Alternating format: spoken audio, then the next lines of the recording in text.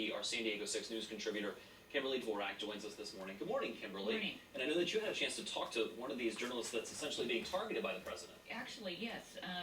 Mr. Karim Balsi, he's with the Zaman newspaper, which is Turkey's largest daily newspaper. And he is reportedly at the top of the list. However, when they went last week, when the Erdogan administration went out last week and swept up a bunch of journalists and, as you mentioned, film producers as well, they did not get Karim because he happened to be in the United States attending a conference here.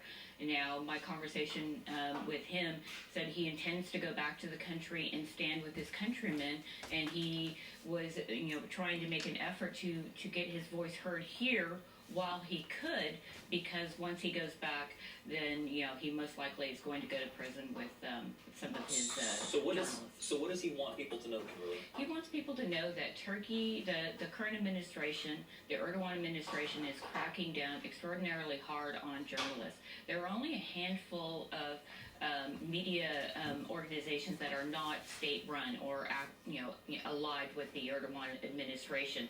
And what we've seen with Turkey over the last couple of years, it started with the Gezi Park incident during the Arab Spring, and has kind of transformed rather quickly. Government officials that I spoke with said that they were surprised at the ease and quickness that Erdogan has been able to take the country away from democratic rule towards authoritarian rule.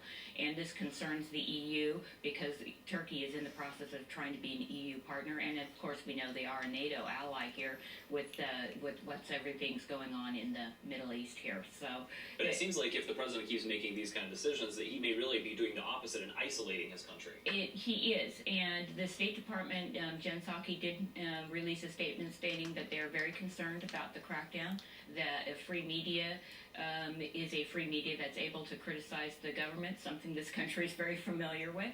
And you've got the EU, and you do have worldwide leaders condemning what's going on in Turkey. However, Erdogan, I think, is looking at this process and seeing that he can become a bit more of a player in the Middle East. And he's kind of been taking meetings and aligning himself a little bit more with Putin, who is under tremendous pressure from this government in particular. And you're seeing him align with more the Gulf nations instead of the West, and that's going to be the detriment to Turkey. And the free media in Turkey is trying to educate as best they can the people in Turkey to say, look, we better wake up before this is too late, because it's very, very easy for this country to kind of slide from its secular status, because we have Syria that used to be a secular country, not even a country anymore.